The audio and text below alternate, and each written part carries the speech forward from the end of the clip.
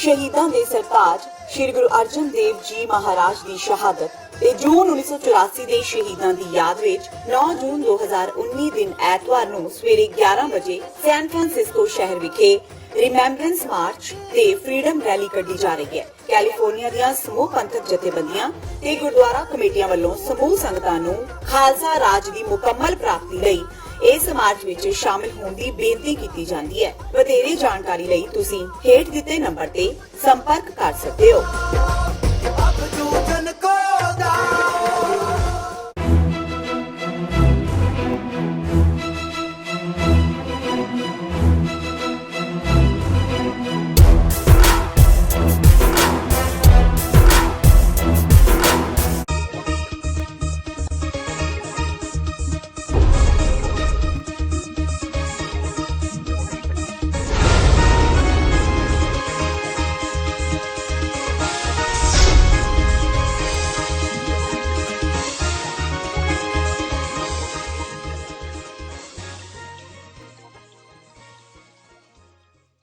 ਵਾਹਿਗੁਰੂ ਜੀ ਕਾ ਖਾਲਸਾ ਵਾਹਿਗੁਰੂ ਜੀ ਕੀ ਫਤਿਹ। ਟੀਵੀ 84 ਦੇ ਸਾਰੇ ਦਰਸ਼ਕ ਤੇ ਸਰੋਤੇ ਜਿਹੜੇ ਇਸ ਵਕਤ ਸਾਡੇ ਨਾਲ ਜੁੜੇ ਹੋਏ ਆ ਨਾਰਥ ਅਮਰੀਕਾ ਦੇ ਵਿੱਚੋਂ ਜਾਂ ਫਿਰ ਸੋਸ਼ਲ ਮੀਡੀਆ ਦੇ ਰਾਹੀਂ ਸਾਨੂੰ ਦੇਖ ਰਹੇ ਆ, ਉਹਨਾਂ ਸਾਰਿਆਂ ਦਾ ਮੈਂ ਅਮਰਵੀਰ ਸਿੰਘ ਅੱਜ ਇਸ ਪ੍ਰੋਗਰਾਮ ਦੇ ਵਿੱਚ ਤਹਿ ਦਿਲੋਂ ਸਵਾਗਤ ਕਰਦਾ।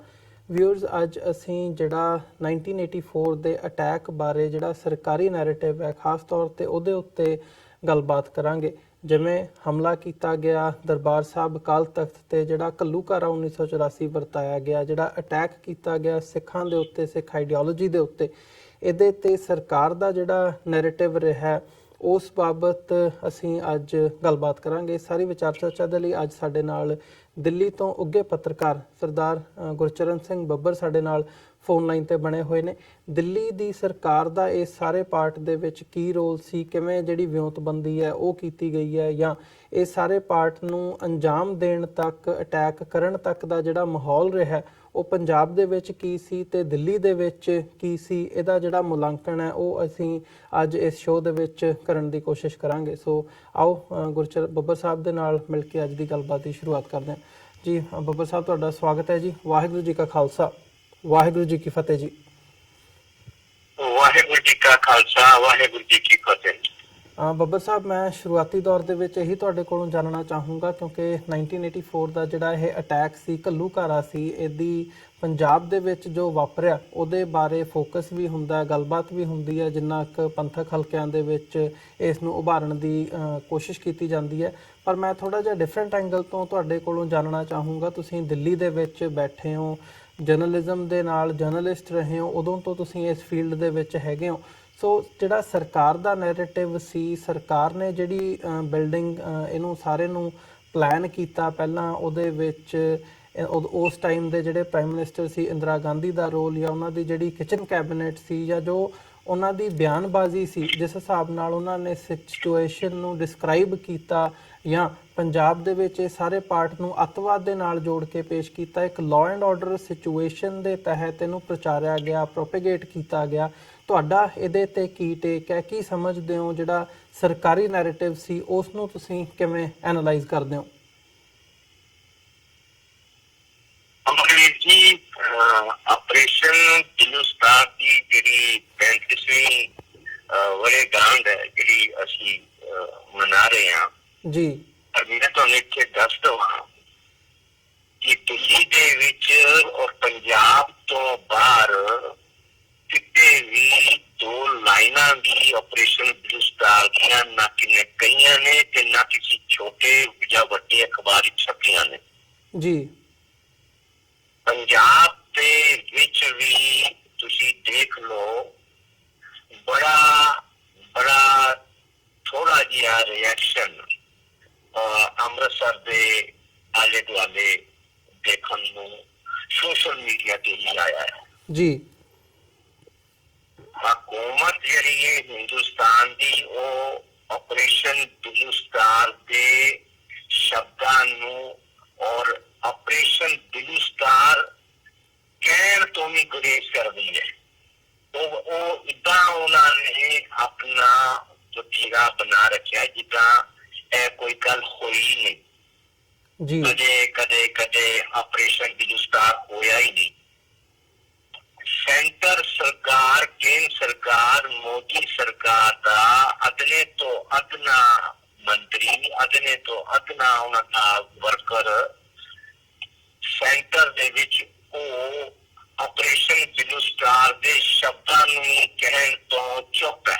ਜੀ ਉਹਨਾਂ ਦੀ ਪੂਰੀ ਚੁੱਪੀ ਹੈ।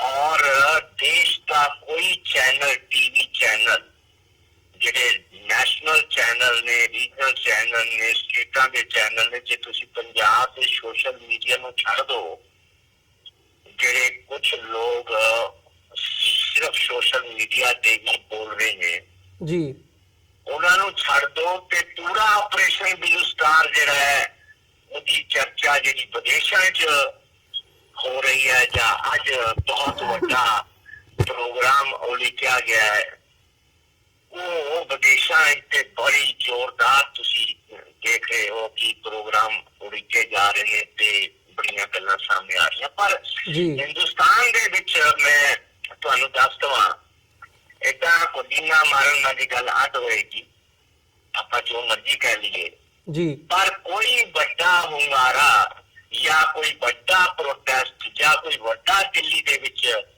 ਦਿੱਲੀ ਹੀ ਇੱਕ ਰਾਈਟ ਪਲੇਸ ਹੈ। ਜੇ ਕਿਸੇ ਨੇ ਆਵਾਜ਼ ਬੁਲੰਦ ਕਰਨੀ ਹੈ, ਮੈਂ ਸਰਕਾਰਾਂ ਦੇ ਐਟੀਟਿਊਡ ਤੇ ਤੁਹਾਨੂੰ ਦੱਸ ਰਿਹਾ, ਸਰਕਾਰਾਂ ਦਾ ਰੁਖ ਕੀ ਹੈ ਜੀ, ਮੈਂ ਤੁਹਾਨੂੰ ਦੱਸ ਰਿਹਾ, ਹੁਕੂਮਤ ਦਾ ਰੁਖ ਕੀ ਹੈ, ਇੰਟੈਲੀਜੈਂਸ ਏਜੰਸੀਆਂ ਦਾ ਰੁਖ ਕੀ ਹੈ, ਮੀਡੀਆ ਦਾ ਰੁਖ ਕੀ ਹੈ। ਇਹਨਾਂ ਸਾਰਿਆਂ ਨੇ ਆਪਰੇਸ਼ਨ ਬਲੂ ਸਟਾਰ ਨੂੰ ਦੀ ਘਟਨਾ ਨੂੰ ਠੰਡੇ ਬਸਤੇ ਦੇ ਵਿੱਚ ਪਾ ਦਿੱਤਾ, ਬਿਲਕੁਲ ਦਬਾ ਦਿੱਤਾ ਜੀ। ਨਾ ਚਰਚਾ ਹੋਏਗੀ ਮੀਡੀਆ ਵਿੱਚ, ਨਾ ਇਲੈਕਟ੍ਰੋਨਿਕ ਮੀਡੀਆ ਦੇ ਵਿੱਚ, ਨਾ ਕੋਈ ਮੰਚ ਤੇ ਹੋਏਗੀ ਤੇ ਗੱਲ ਸਾਹਮਣੇ ਆਉਣੀ ਨਹੀਂ। ਇੱਕ 4 ਜਾਂ 5 ਤਰੀਕ ਨੂੰ ਕੁਝ ਲੋਕਾਂ ਨੇ ਅੰਮ੍ਰਿਤਸਰ ਚ ਕਰਨਾ ਹੈ, ਉਹ ਨਾਰੇ ਲਾ ਕੇ ਉਹ ਵੀ ਘਰਾਂ ਨੂੰ ਚਲੇ ਜਾਣਗੇ। ਇਹਨਾਂ ਦੇ ਦਿਮਾਗ ਦੇ ਵਿੱਚ ਇਹਨਾਂ ਦੀ ਪਲੈਨਿੰਗ ਇਸ ਤਰ੍ਹਾਂ ਦੀ ਹੈ। ਦੇਖੋ, ਜੇ ਆਪਰੇਸ਼ਨ ਬਲੂ ਸਟਾਰ ਬਾਰੇ ਅਮਰਵੀਰ ਜੀ ਕਿਸੇ ਨੇ ਵਿਰੋਧ ਕਰਨਾ ਤੇ ਦਿੱਲੀ ਰਾਈਟ ਪਲੇਸ ਹੈ। ਅਗਰ ਤੁਸੀਂ ਦਿੱਲੀ ਦੇ ਵਿੱਚ ਬੜਾ, ਸਾਨੂੰ ਹਿੰਦੁਸਤਾਨ ਦੇ ਵਿੱਚ ਰਹਿਣ ਵਾਲੇ, ਪੰਜਾਬ ਦੇ ਵਿੱਚ ਰਹਿਣ ਵਾਲੇ ਬੜੀਆਂ ਜਥੇਬੰਦੀਆਂ, ਇਹਨਾਂ ਸਾਰਿਆਂ ਨੂੰ ਬੜਾ ਦੁੱਖ ਹੈ, ਮੈਂ ਇਸ ਗੱਲ ਨੂੰ ਇਨਕਾਰ ਨਹੀਂ ਕਰਦਾ, ਇਹਨਾਂ ਨੂੰ ਬਹੁਤ ਦੁੱਖ ਹੈ। ਪਰ ਹੋਣਾ ਇਹ ਚਾਹੀਦਾ ਸੀ ਕਿਉਂਕਿ ਸਰਕਾਰ ਨੇ ਇੱਕ ਬੜੀ ਅੱਛੀ ਸੋਚੀ ਸਮਝੀ ਪਲਾनिंग ਬਣਾ ਰੱਖੀ ਹੈ, ਇਸ ਮੁੱਦੇ ਤੇ ਗੱਲ ਹੀ ਨਹੀਂ ਕਰਨੀ, ਮੀਡੀਆ ਵੀ ਨਹੀਂ ਗੱਲ ਕਰਨੀ, ਇਲੈਕਟ੍ਰੋਨਿਕ ਮੀਡੀਆ ਵੀ ਨਹੀਂ ਗੱਲ ਨਹੀਂ ਕਰਨੀ, ਤੇ ਦੇਸ਼ ਦੇ ਕਿਸੇ ਵੀ ਗੈਰ ਸਿੱਖ ਲੀਡਰ ਨੇ ਵੀ ਨਹੀਂ ਗੱਲ ਕਰਨੀ। ਤੇ ਜਦ ਗੱਲ ਹੀ ਨਹੀਂ ਹੋਣੀ, ਜਦ ਆਪਾਂ ਦੀਵਾਲੀ ਮਨਾਉਣੀ ਨਹੀਂ, ਆਪਾਂ ਹੋਲੀ ਮਨਾਉਣੀ ਨਹੀਂ, ਤੇ ਆਪਾਂ ਗੁਰਪੁਰਬ ਮਨਾਉਣਾ ਹੀ ਨਹੀਂ, ਤੇ ਚਰਚਾ ਕਿੱਥੋਂ ਹੋਈ, ਕਿੱਥੋਂ ਕੌਣ ਚਰਚਾ ਕਰੇਗਾ। ਗੱਲ ਇਹ ਸੀ ਜਿਹੜਾ ਬੰਦਿਆਂ ਨੇ ਕੌਮ ਦੀ ਬਾਗਡੋਰ ਸੰਭਾਲ ਰੱਖੀ ਹੈ, ਜਿਹੜੇ ਆਪਣੇ ਆਪ ਨੂੰ ਕਹਿੰਦੇ, ਕਹਾਂਦੇ, ਜੁਝਾਰੂ, ਜਿਨ੍ਹਾਂ ਨੂੰ ਬੜਾ ਦੁੱਖ ਹੈ, ਜਿਹੜੇ ਬੜੀ ਲੜਾਈ ਲੜ ਰਹੇ ਨੇ, ਉਹਨਾਂ ਨੂੰ ਚਾਹੀਦਾ ਸੀ ਦਿੱਲੀ ਦੇ ਵਿੱਚ ਹਜ਼ਾਰਾਂ ਲੱਖਾਂ ਸਿੱਖ ਲੈ ਕੇ ਆਂਦੇ 6 ਤਰੀਕ ਨੂੰ, ਔਰ ਰਾਸ਼ਟਰਪਤੀ ਭਵਨ ਤੇ ਮੁਜ਼ਾਹਰਾ ਕਰਦੇ, ਉਹਨਾਂ ਨੂੰ ਕਹਿੰਦੇ ਕਿ ਸਾਨੂੰ ਦੇਸ਼ ਮਾਫੀ ਮੰਗੇ ਆਪਰੇਸ਼ਨ ਬਲੂ ਸਟਾਰ ਤੇ। ਕਿਉਂਕਿ ਗੱਲ ਪਤਾ ਕੀ ਹੈ, ਵਿਦੇਸ਼ਾਂ ਵਿੱਚ ਰਹਿਣ ਵਾਲੇ ਸਿੱਖਾਂ ਦੀ ਨਜ਼ਰ ਵਿੱਚ ਸੰਸਾਰ ਹੋਰ ਤਰੀਕੇ ਦਾ ਹੈ ਜੀ, ਹਿੰਦੁਸਤਾਨ ਹੋਰ ਤਰੀਕੇ ਦਾ ਹੈ, ਜਿਹੜੇ ਵਿਦੇਸ਼ਾਂ ਸਿੱਖ ਭਾਈਚਾਰਾ ਰਹਿੰਦਾ ਸਾਡਾ। ਪਰ ਹਿੰਦੁਸਤਾਨ ਦੇ ਵਿੱਚ ਰਹਿ ਕੇ ਸਿੱਖਾਂ ਦੀ ਜਿਹੜੀ ਨਜ਼ਰ ਹੈ, ਸਿੱਖਾਂ ਦੀ ਨਜ਼ਰ ਨਾਲ ਸੰਸਾਰ ਹੋਰ ਤਰ੍ਹਾਂ ਦਾ ਹੈ, ਹਿੰਦੁਸਤਾਨ ਹੋਰ ਤਰ੍ਹਾਂ ਦਾ ਹੈ। ਉੱਥੇ ਆਵਾਜ਼ ਵਿਦੇਸ਼ਾਂ ਚ ਤੁਸੀਂ ਜਿਸ ਤਰ੍ਹਾਂ ਦੀ ਮਰਜ਼ੀ ਤੁਸੀਂ ਉਠਾ ਸਕਦੇ ਹੋ, ਜਿੱਦਾਂ ਦੇ ਮਰਜ਼ੀ ਕੰਮ ਕਰ ਸਕਦੇ ਹੋ। ਹਿੰਦੁਸਤਾਨ ਦੀ ਸਿੱਖ ਲੀਡਰਸ਼ਿਪ ਨੂੰ ਹਿੰਦੁਸਤਾਨ ਵਿੱਚ ਰਹਿ ਕੇ ਆਪਣਾ ਵਿਰੋਧ ਕਰਨ ਦਾ ਤਰੀਕਾ ਇਹਨਾਂ ਦਾ ਅੱਡ ਹੈ ਵਿਦੇਸ਼ਾਂ ਤੋਂ। ਪਰ ਇਹਨਾਂ ਨੇ, ਇਹ ਸਾਰੀਆਂ ਜਥੇਬੰਦੀਆਂ ਨੇ, ਜਿਹੜਾ ਦਿੱਲੀ ਰਾਈਟ ਪਲੇਸ ਸੀ, ਜਿੱਥੇ ਸੰਸਾਰ ਦਾ ਮੀਡੀਆ ਬੈਠਾ, ਜਿੱਥੇ ਸਾਰੀਆਂ ਐਮਬੈਸੀਆਂ ਬੈਠੀਆਂ, ਜਿੱਥੇ ਸਾਰੀ ਪਾਰਲੀਮੈਂਟ ਹੈ, ਜਿੱਥੇ ਸਾਰੇ ਮਿਨਿਸਟਰ ਨੇ, ਜਿੱਥੇ ਸੰਸਾਰ ਦੀਆਂ ਸਾਰੀਆਂ ਜੇ ਸਫੀਰ ਬੈਠੇ ਨੇ, ਐਸੀ ਥਾਂ ਤੇ ਅਗਰ ਪ੍ਰੋਟੈਸਟ ਹੁੰਦਾ, ਮੈਮੋਰੰਡਮ ਦਿੰਦੇ ਔਰ ਕਹਿੰਦੇ ਕਿ ਤੁਸੀਂ ਸਾਡੇ ਨਾਲ ਜ਼ੁਲਮ ਕੀਤਾ ਹਿੰਦੁਸਤਾਨ ਦੀ ਸਰਕਾਰ ਨੇ, ਤੁਸੀਂ ਮਾਫੀ ਮੰਗੋ ਦੇਸ਼ ਦੇ ਮੰਚ ਤੇ ਖੜੇ ਹੋ ਕੇ ਸਾਰੀ ਸਿੱਖ ਕੌਮ ਤੋਂ, ਕਿ ਆਪਰੇਸ਼ਨ ਬਲੂ ਸਟਾਰ ਜਿਹੜਾ ਹੈ ਉਹ ਸਾਡੇ ਦੇਸ਼ ਦੀ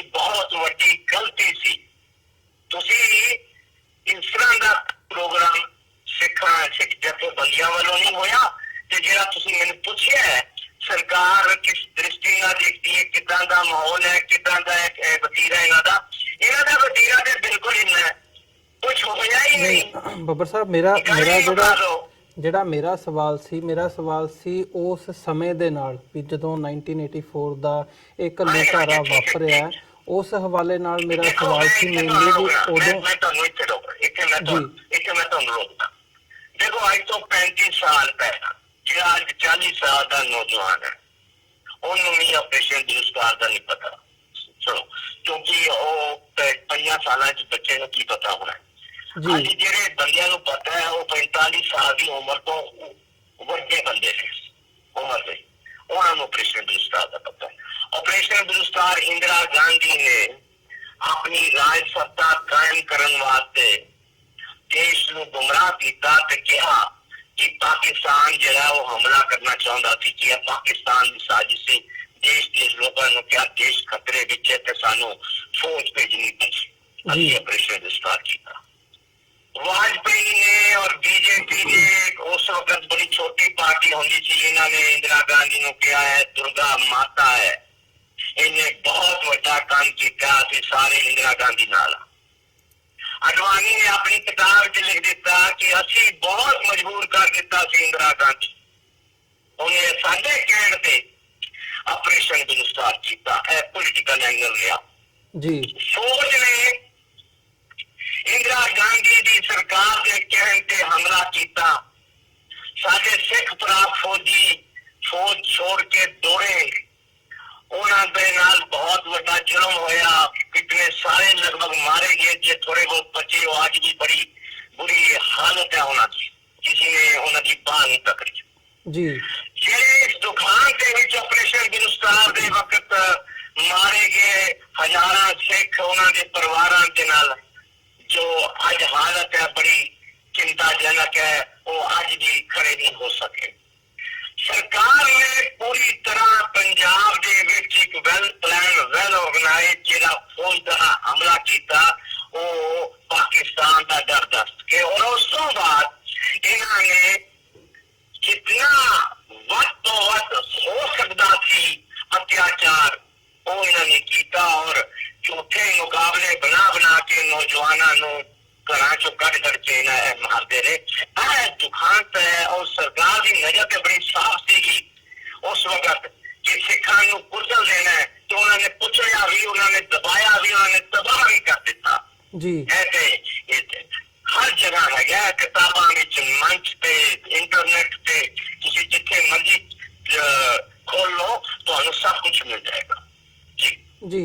ਤੇ ਬੱਬਰ ਸਾਹਿਬ ਜਿਵੇਂ ਅਸੀਂ ਗੱਲ ਕਰਦੇ ਹਾਂ ਵੀ ਜਿਵੇਂ ਤੁਸੀਂ ਵੀ ਜ਼ਿਕਰ ਕੀਤਾ ਕਿ ਇਹ ਜਿਵੇਂ ਸਰਕਾਰ ਨੇ ਇੱਕ ਨੈਰੇਟਿਵ ਕ੍ਰੀਏਟ ਕੀਤਾ, ਸੋ ਅੱਜ ਪੰਜਾਬ ਦੇ ਵਿੱਚ ਜਾਂ ਬਾਹਰ ਇੰਡੀਆ ਦੇ ਵਿੱਚ ਜਿਹੜਾ ਸਿੱਖਾਂ ਦਾ ਨੈਰੇਟਿਵ ਹੈ ਜਾਂ ਜਿਹੜਾ ਸਾਡਾ ਪੱਖ ਹੈ ਵੀ ਸਾਡੇ ਨਾਲ ਕੀ ਹੋਇਆ, ਜਿਹੜਾ ਇਹ ਦੁਖਾਂਤ ਹੈ, ਅਸੀਂ ਕਿਤੇ ਨਾ ਕਿਤੇ ਇਹ ਕਮੀ ਮੈਂ ਸਮਝੂੰਗਾ ਕਹੂੰਗਾ ਕਿ ਅਸੀਂ ਇਹ ਜਿਹੜਾ ਨੈਰੇਟਿਵ ਹੈ ਸਾਡੇ ਲੋਕਾਂ ਤੱਕ ਸਾਡੀ ਕੌਮ ਤੱਕ ਹੀ ਪਹੁੰਚਾਉਣ ਦੇ ਵਿੱਚ ਕਿਤੇ ਨਾ ਕਿਤੇ ਅਸੀਂ ਨਾਕਾਮਯਾਬ ਰਹੇ ਹਾਂ। ਅੱਜ ਜਿਹੜਾ ਮਾਹੌਲ ਹੈ ਕਿਵੇਂ ਦੇਖਦੇ ਹੋ ਇਹਨੂੰ, ਕੀ ਇਸ ਪ੍ਰਤੀ ਸਾਡਾ ਜਿਹੜਾ ਨੈਰੇਟਿਵ ਹੈ ਉਹ ਕੀ ਸਿੱਖਾਂ ਤੱਕ ਪਹੁੰਚ ਪਾ ਰਿਹਾ ਹੈ? ਜਿਹੜੀ ਇਹ ਥੋੜੀ ਬਹੁਤੀ ਅਵੇਅਰਨੈਸ ਦੀ ਕੈਂਪੇਨ ਜਿਹੜੀ ਖਾਸ ਤੌਰ ਤੇ ਜਿਵੇਂ ਬਾਹਰਲੇ ਸਿੱਖਾਂ ਦੀ ਗੱਲ ਕਰਨੀ ਹੋਵੇ, ਬਾਹਰੋਂ ਜਿਹੜੀ ਇਹ ਮੂਵਮੈਂਟ ਹੈ ਜਾਂ ਜਿਹੜੀ ਮੁਹਿੰਮ ਚਲਾਈ ਜਾ ਰਹੀ ਹੈ, ਇਹਦੇ ਵਿੱਚ 1984 ਨਵੰਬਰ ਦੇ ਵਿੱਚ ਜੋ ਵਾਪਰਿਆ ਉਹਨੂੰ ਜੈਨੋਸਾਈਡ ਵਜੋਂ ਰੈਕਗਨਾਈਜ਼ ਕਰਨ ਦੇ ਲਈ ਇੱਥੇ ਲੌਬੀ ਕੀਤੀ ਜਾ ਰਹੀ ਹੈ ਅਮਰੀਕਾ, ਕੈਨੇਡਾ, ਯੂਰਪ ਦੇ ਵਿੱਚ।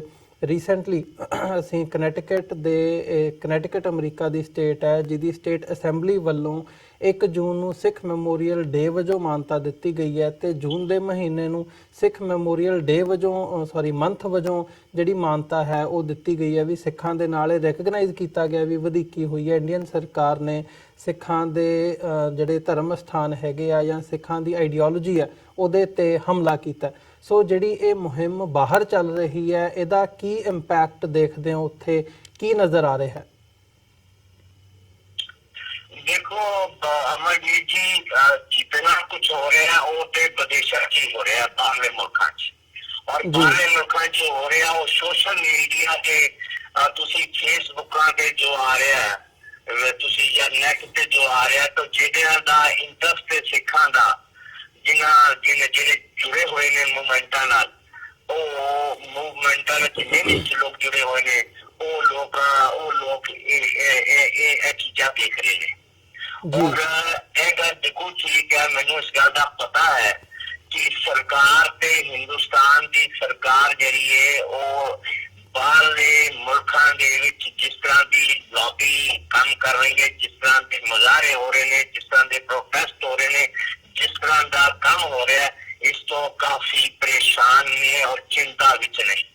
ਹਿੰਦੁਸਤਾਨ ਦੀ ਸਰਕਾਰ ਕਿਤੇ ਵੀ ਨਹੀਂ ਚਾਹੁੰਦੀ ਕਿ ਉਹਨਾਂ ਦੇ ਬਾਰੇ ਵਿਦੇਸ਼ਾਂ ਦੇ ਵਿੱਚ ਇਤਨੀ ਵੱਡੀ ਮੂਵਮੈਂਟ ਖੜੀ ਹੋਵੇ ਜੀ। ਇਹ ਜਿਹੜੀ ਬਾਹਰਲੇ ਮੁਲਕਾਂ ਦੇ ਵਿੱਚ ਮੂਵਮੈਂਟਾਂ ਚੱਲ ਰਹੀਆਂ ਨੇ, ਜਿਹੜੀ ਐਜੀਟੇਸ਼ਨ ਹੋ ਰਹੀਆਂ ਨੇ, ਜਿਹੜੀ ਲੌਬੀ ਕੰਮ ਕਰ ਰਹੀ ਹੈ, ਜਿਹੜੇ ਤੁਸੀਂ ਦੇਖੋ ਪ੍ਰੋਟੈਸਟ ਹੋ ਰਹੇ ਨੇ, ਇਹਨਾਂ ਪ੍ਰੋਟੈਸਟ ਸਾਰਿਆਂ ਨੂੰ ਹਿੰਦੁਸਤਾਨ ਦੀ ਸਰਕਾਰ ਬੜਾ ਸੀਰੀਅਸ ਲੈਂਦੀ ਹੈ ਔਰ ਇਹ ਚਿੰਤਾ ਵੀ ਨੇ, ਦੁਖੀ ਵੀ ਨੇ ਔਰ ਇਹਨੂੰ ਖਤਮ ਕਰਨ ਵਾਸਤੇ, ਇਹਨਾਂ ਮੂਵਮੈਂਟਾਂ ਨੂੰ ਖਤਮ ਕਰਨ ਵਾਸਤੇ ਵੀ ਇਹ ਆਪਣੇ ਹੀਲੇ ਵਰਤ ਰਹੇ ਨੇ ਤਾਂ ਕਿ ਉੱਥੇ ਵਿਦੇਸ਼ਾਂ ਵਿੱਚ ਇਹਨਾਂ ਦੇ ਬੰਦੇ ਵਿੱਚ ਵੜ ਜਾਣ ਔਰ ਜਿਹੜੀ ਮੂਵਮੈਂਟਾਂ ਚੱਲ ਰਹੀਆਂ ਨੇ ਉਹ ਮੂਵਮੈਂਟ ਸਾਰੀਆਂ ਖਰਾਬ ਹੋਣ, ਕਮਜ਼ੋਰ ਹੋਣ।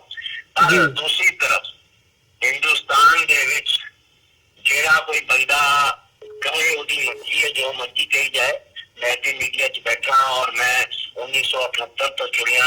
ਅਸੀਂ ਤੇ ਸ਼ਹੀਦ ਫੌਜਾ ਸਿੰਘ ਦਲ ਬਣਾਇਆ ਸੀ ਨਰਤਾਰੀਆਂ ਦੇ ਬਿਲਕੁਲ ਸਾਹਮਣੇ, ਹੈਡਕੁਆਟਰ ਦੇ ਸਾਹਮਣੇ ਗੁਰਦੁਆਰਾ ਰਾਧਾ ਪੁੱਤਾ, ਉੱਥੇ ਮੂਵਮੈਂਟ ਸ਼ੁਰੂ ਕੀਤੀ। 1978 ਤੋਂ ਮੈਂ ਜੁੜਿਆ, ਮੈਨੂੰ ਤਾਂ ਪਤਾ ਹੈ 1978 ਤੋਂ ਲੈ ਕੇ ਮੈਨੂੰ ਅੱਜ ਤੱਕ ਦਾ ਸਾਰਾ ਸਫ਼ਰ ਪਤਾ। ਮੈਂ ਬੜੀ ਨਜ਼ਦੀਕੀ ਤੋਂ ਦੇਖਿਆ, ਮੈਂ ਮੂਵਮੈਂਟਾਂ 'ਚ ਰਿਹਾ, ਮੈਂ ਤੇ ਇਨਾਮ ਲਿਆ 50 ਲੱਖ ਰੁਪਏ ਦਾ, ਮੈਨੂੰ ਤਾਂ ਸਾਰਾ ਕੁਛ ਪਤਾ।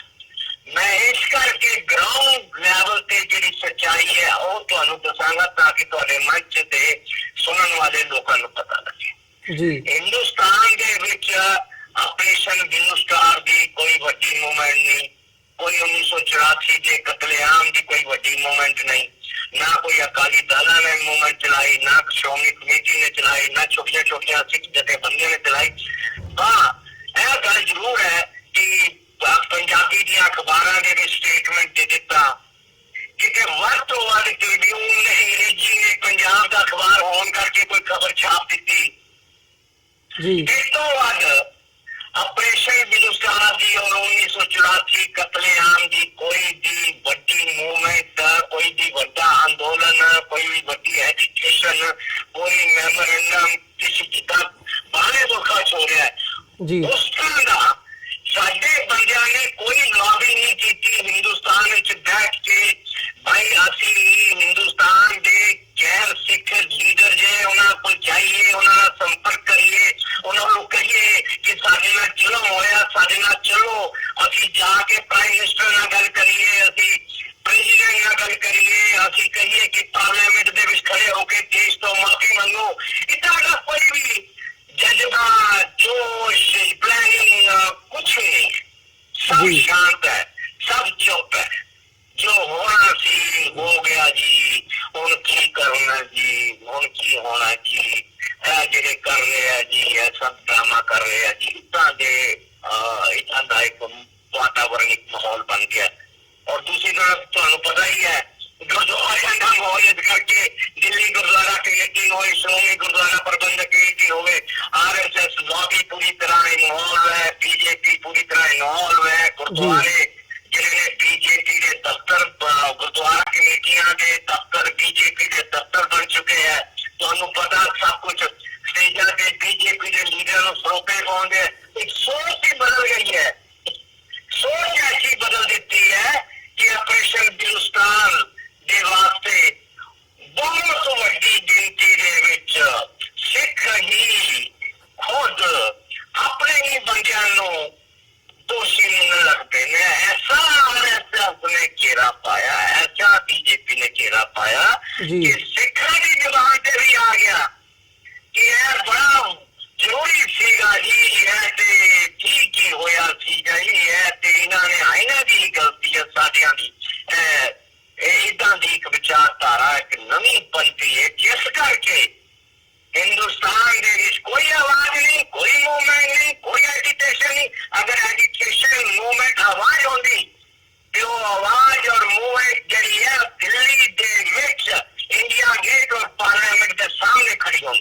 ਜੀ ताकि संसार के लोगों को पता चलता कि ऑपरेशन ब्लू स्टार का विरोध करने वास्ते हिंदुस्तान के सिख लाखों की गिनती विच आज बरसी वाले दिन पार्लियामेंट के सामने आए ने कि माफी मंगो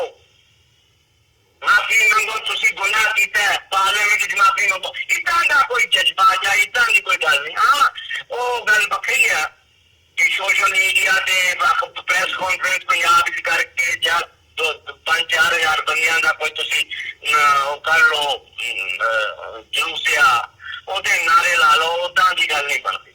वो गल नहीं है। ਬੱਬਰ ਸਾਹਿਬ, ਜਿਵੇਂ ਤੁਸੀਂ ਜੇ ਦਿੱਲੀ ਦੀ ਗੱਲ ਕਰਨੀ ਹੋਵੇ ਜਾਂ ਅਦਰਵਾਈਜ਼ ਦੇਖਣਾ ਹੋਵੇ, ਮੈਂ ਪੰਜਾਬ ਤੋਂ ਬਾਹਰ ਆ ਕੇ ਇੱਕ ਸਵਾਲ ਪੁੱਛਣਾ ਚਾਹੂੰਗਾ ਵੀ ਜਿਹੜੇ ਪੰਜਾਬ ਤੋਂ ਬਾਹਰ ਸਿੱਖ ਵਸਦੇ ਆ, ਖਾਸ ਤੌਰ ਤੇ ਡਾਇਸਪੋਰਾ ਸਿੱਖਾਂ ਦਾ ਇਹ ਯਤਨ ਹੈ ਕਿ ਉਹ ਇਸ ਮੂਵਮੈਂਟ ਨੂੰ ਅੱਗੇ ਲੈ ਕੇ ਜਾਣ। ਜਿਵੇਂ ਤੁਸੀਂ ਕਿਹਾ ਵੀ ਬਾਹਰ ਗੱਲ ਜ਼ਰੂਰ ਹੈ ਪਰ ਭਾਰਤ ਦੇ ਵਿੱਚ ਨਹੀਂ ਇਸ ਬਾਰੇ ਜਾਗਰੂਕਤਾ ਨਜ਼ਰ ਆਉਂਦੀ। ਸੋ ਕੀ ਕੀਤਾ ਜਾ ਸਕਦਾ ਹੈ? ਕੋਈ ਸੁਜੈਸ਼ਨ ਜਿਹੜੇ ਬਾਹਰ ਸਿੱਖ ਬੈਠੇ ਆ ਉਹ ਕੀ ਕਰ ਸਕਦੇ ਆ ਕਿ ਉਹ ਇਸ ਪਾਰਟ ਨੂੰ, ਇਸ ਮੂਵਮੈਂਟ ਨੂੰ ਅੱਗੇ ਲੈ ਕੇ ਜਾਣ ਦੇ ਲਈ, ਜਾਂ ਖਾਸ ਤੌਰ ਤੇ ਮੈਂ ਲੋਕਾਂ ਤੱਕ ਪਹੁੰਚਾਉਣ ਦੀ ਗੱਲ ਕਰੂੰਗਾ, ਸਿਸਟਮ ਤੱਕ ਨਹੀਂ। ਸਿਸਟਮ ਨੇ ਤਾਂ ਮਤਲਬ 1984 ਦਾ ਇਨਸਾਫ ਦੀ ਅਸੀਂ ਗੱਲ ਕਰਦੇ ਹਾਂ, ਉਹ ਨਾ ਹੀ ਮਿਲਿਆ ਤੇ ਮਿਲਣ ਦੀ ਕੋਈ ਉਮੀਦ ਵੀ ਨਹੀਂ ਜਾਪਦੀ। ਪਰ ਲੋਕਾਂ ਨੂੰ ਅਵੇਅਰ ਕਰਨ ਦੇ ਲਈ, ਭਾਵੇਂ ਉਹ ਸਿੱਖ ਕੌਮ ਹੋਵੇ ਜਿਹੜੀ ਪੂਰੇ ਭਾਰਤ ਦੇ ਵਿੱਚ ਵਸਦੀ ਹੈ ਜਾਂ ਜਿਹੜੀਆਂ ਬਾਕੀ ਕਮਿਊਨਿਟੀਜ਼ ਵਸਦੀਆਂ ਨੇ, ਉਹਨਾਂ ਤੱਕ ਪਹੁੰਚ ਕਰਨ ਦੇ ਲਈ ਕੀ ਉਪਰਾਲਾ ਕੀਤਾ ਜਾ ਸਕਦਾ ਹੈ, ਕਿਸ ਹਿਸਾਬ ਨਾਲ ਚੱਲਿਆ ਜਾ ਸਕਦਾ ਹੈ, ਇਸ ਬਾਰੇ ਤੁਸੀਂ ਕੀ ਸੋਚਦੇ ਹੋ? देखो ਜਿਹੜੇ ਵਿਦਵਾਨ ਲੋਕ ਹੁੰਦੇ ਨੇ, ਕੌਮਾਂ ਦਾ ਭਵਿੱਖ ਸੋਚਦੇ ਨੇ, ਉਹਨਾਂ ਦੇ ਕਈ ਪਲਾਨ ਹੁੰਦੇ ਨੇ। ਬਦਕਿਸਮਤੀ ਇਹ ਹੈ ਕਿ ਗੁਰਦੁਆਰਿਆਂ ਦੀਆਂ ਕਮੇਟੀਆਂ ਤੇ ਪ੍ਰਾਪਰਟੀ ਡੀਲਰਾਂ ਦਾ ਕਬਜ਼ਾ ਹੈ, ਕਲੋਨਾਈਜ਼ਰਾਂ ਦਾ ਕਬਜ਼ਾ ਹੈ, ਟਰਾਂਸਪੋਰਟਰ ਜਿਹੜੇ ਨੇ ਉਹਨਾਂ ਦਾ ਕਬਜ਼ਾ ਹੈ, ਜਿਹੜੇ ਅਨਪੜ੍ਹ ਬੰਦੇ ਨੇ ਉਹਨਾਂ ਦਾ ਕਬਜ਼ਾ, ਜਿਨ੍ਹਾਂ ਕੋਲ ਨਾ ਸੋਚ ਹੈ, ਨਾ ਵਿਜ਼ਨ ਹੈ, ਨਾ ਕੋਈ ਗੱਲ ਹੈ। ਇਹ ਬੜਾ ਵੱਡਾ ਦੁਖਾਂਤ ਹੈ। ਇਸ ਕਰਕੇ ਉਹ ਜਿਹੜਾ ਪਾਵਰ ਹੰਗਰੀ ਹੋ ਗਏ ਲੋਕ ਔਰ ਸਰੋਪੇ ਪਾਉਣ ਵਾਲੇ ਲੋਕਾਂ ਦੀ ਇੱਕ ਭੀੜ ਖੜੀ ਹੋ ਗਈ ਹੈ ਜੀ। ਬੜੀ ਵੱਡੀ ਰੁਕਾਵਟ ਆ ਗਈ ਹੈ ਪਤਿਤਪੁਣਾ ਤੇ ਅਨਪੜ੍ਹਤਾ।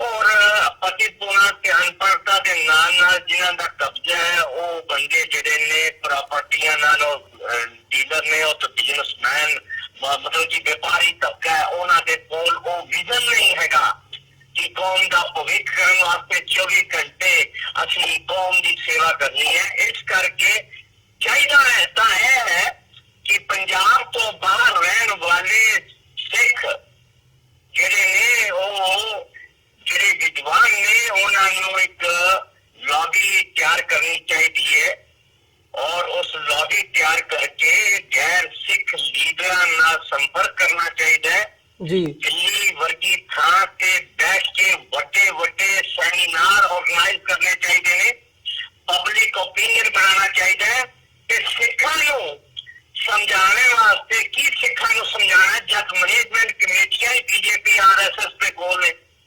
ਮੰਚ ਹੀ ਉਹਨਾਂ ਦੇ ਕੋਲ ਨੇ। ਜਿਹੜੇ ਚੰਗੇ ਵਿਦਵਾਨ ਪ੍ਰਚਾਰਕ ਨੇ ਉਹਨਾਂ ਦੀ ਥਾਂ ਕਮਜ਼ੋਰ ਪ੍ਰਚਾਰਕ ਨੇ ਜੀ। ਕਮਜ਼ੋਰ ਪ੍ਰਚਾਰਕਾਂ ਦੀ ਸੋਚ ਆਪਣੇ ਪ੍ਰਬੰਧਕਾਂ ਨੂੰ ਖੁਸ਼ ਕਰਨ ਵਾਲੀ ਹੈ ਕਿ ਆਪਣੇ ਪ੍ਰਬੰਧਕ ਖੁਸ਼ ਹਨ। ਇਸ ਕਰਕੇ ਉਹ ਬੜੇ ਨਰਮ ਔਰ ਬੜੇ ਸ਼ਬਦਾਂ ਦਾ ਪ੍ਰਯੋਗ ਐਸਾ ਕਰਦੇ ਨੇ ਜਿਹੜਾ ਉਹ ਬਹੁਤ ਸਿੱਖਾਂ ਦੇ ਵਿੱਚ ਚੜ੍ਹਦੀ ਕਲਾ ਨਹੀਂ ਆਉਂਦੀ। ਉਹ ਬੜਾ ਢੈਂਡੀ ਕਲਾ ਦੇ ਤਰੀਕੇ ਨਾਲ ਸ਼ਬਦਾਂ ਦਾ ਪ੍ਰਯੋਗ ਕਰਦੇ ਨੇ। ਹੋਣਾ ਤੇ ਇਹ ਚਾਹੀਦਾ ਸੀ ਕਿ ਸਿੱਖਾਂ ਦੀਆਂ ਧਾਰਮਿਕ ਸਟੇਜਾਂ ਦੇ ਉੱਤੇ ਆਪਰੇਸ਼ਨ ਬਲੂ ਸਟਾਰ ਦਾ ਪੂਰਾ ਹਫਤਾ ਜ਼ਬਰਦਸਤ ਮਨਾਇਆ ਜਾਂਦਾ। ਵੱਡੇ ਵੱਡੇ ਦੀਵਾਨ ਹੁੰਦੇ ਪੰਜਾਬ ਤੋਂ ਬਾਹਰ ਗੁਰਦੁਆਰਿਆਂ ਦੇ ਵਿੱਚ, ਲੋਕ ਬੱਚਿਆਂ ਦੇ ਵਿੱਚ ਇੱਕ ਓਪੀਨੀਅਨ ਬਣਦੀ। ਉਹ ਗੱਲ ਕੁਛ ਵੀ ਨਹੀਂ ਜੀ। ਇਸ ਕਾਰਨ ਇਹ ਬਹੁਤ ਵੱਡਾ ਟੈਂਡੀ ਕਲਾ ਦਾ ਦੌਰ ਹੈ ਹਿੰਦੁਸਤਾਨ ਦੇ ਸਿੱਖਾਂ ਦੇ ਵਿੱਚ। ਬਹੁਤ ਵੱਡੀ ਟੈਂਡੀ ਕਲਾ ਦਾ ਦੌਰ ਹੈ। ਕਿੱਥੇ ਵੀ ਚਾਰ ਚੁਫੇਰੇ ਤੁਸੀਂ ਨਜ਼ਰ ਮਾਰ ਲਓ, ਤੁਹਾਨੂੰ ਨਹੀਂ। ਬਸ ਮੈਂ ਜੋ ਦੇਖ ਰਿਹਾ ਨੈਟ ਤੇ ਵਿਦੇਸ਼ਾਂ ਵਿੱਚ ਜੋ ਸਿੱਖ ਕਰ ਰਹੇ ਹੈ, ਜੋ ਉਹਨਾਂ ਦਾ ਜਜ਼ਬਾ ਹੈ, ਜੋ ਉਹਨਾਂ ਦਾ ਵਿਰੋਧ ਹੈ, ਜੋ ਉਹਨਾਂ ਦਾ ਦਰਦ ਹੈ, ਉਹ ਦੇਖਣ ਨੂੰ ਸਿਰਫ ਵਿਦੇਸ਼ਾਂ 'ਚ ਦਿਖ ਰਿਹਾ। ਬਾਕੀ ਤੁਸੀਂ ਸਾਰਾ ਪੰਜਾਬ ਦੇਖ ਲਓ, ਜੇ ਕੋਈ ਆਪਣਾ ਬਾਣਾ ਬਚਾਉਣ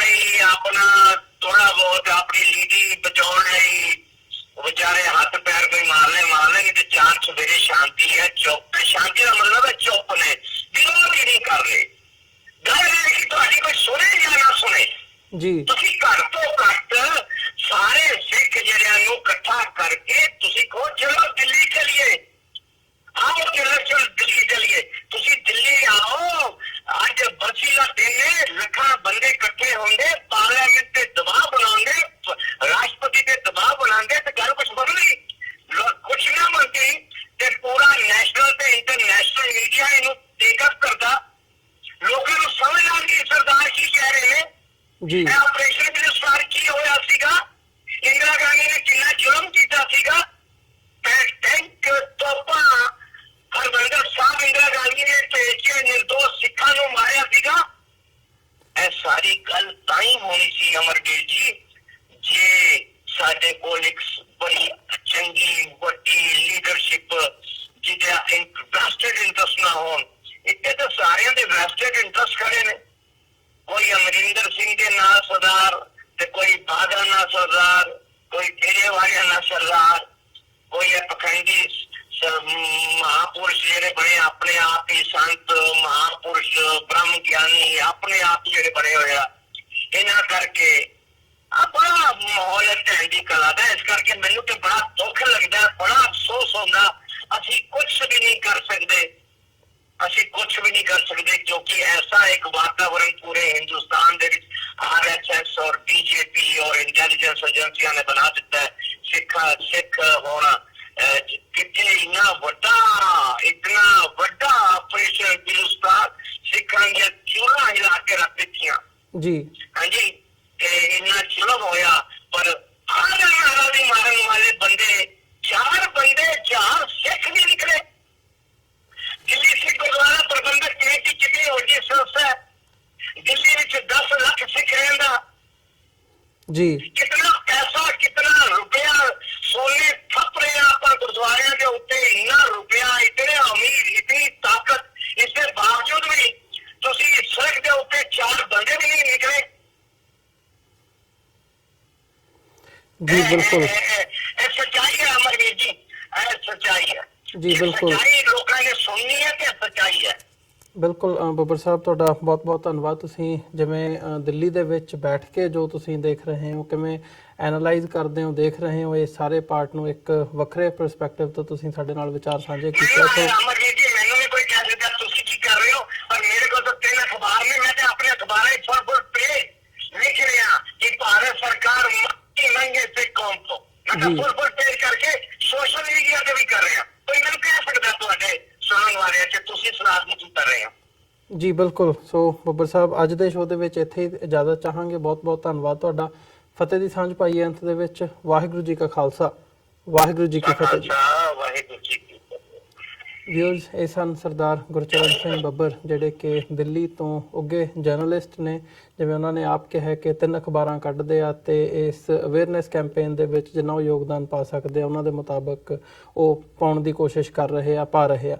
ਸੋ ਇਹ ਇੱਕ ਵੱਖਰੇ ਪਰਸਪੈਕਟਿਵ ਤੋਂ ਸਾਡੀ ਗੱਲਬਾਤ ਸੀ ਗੁਰਚਰਨ ਸਿੰਘ ਬੱਬਰ ਹੋਰਾਂ ਦੇ ਨਾਲ, ਜੋ ਭਾਰਤ ਦੇ ਵਿੱਚ ਦਿੱਲੀ ਦੇ ਵਿੱਚ ਬੈਠ ਕੇ ਕਿਵੇਂ ਦੇਖਦੇ ਆ, ਕਿਵੇਂ ਸਰਕਾਰਾਂ ਦਾ ਜਿਹੜਾ ਰਵੱਈਆ ਹੈਗਾ, ਮੀਡੀਆ ਦਾ ਰਵੱਈਆ ਹੈ, ਇਹ ਸਾਰੇ ਪਾਰਟ ਨੂੰ ਲੈ ਕੇ, ਜਾਂ ਉੱਥੇ ਕਿੰਨੀ ਕੁ ਗੱਲ 1984 ਦੇ ਵਿੱਚ ਜੋ ਇਹ ਹਮਲਾ ਹੋਇਆ ਸੀ ਉਹਦੇ ਬਾਰੇ ਹੁੰਦੀ ਹੈ, ਉਸ ਬਾਬਤ ਉਹਨਾਂ ਨੇ ਵਿਚਾਰ ਸਾਂਝੇ ਕੀਤੇ ਆ। ਸੋ ਅੱਜ ਦੇ ਸ਼ੋਅ ਦੇ ਵਿੱਚ ਇੱਥੇ ਹੀ ਇਜਾਜ਼ਤ ਚਾਹਾਂਗੇ। ਦੁਬਾਰਾ ਫਿਰ ਕੱਲ੍ਹ ਨੂੰ ਤੁਹਾਡੇ ਨਾਲ ਮੁਲਾਕਾਤ ਹੋਵੇਗੀ।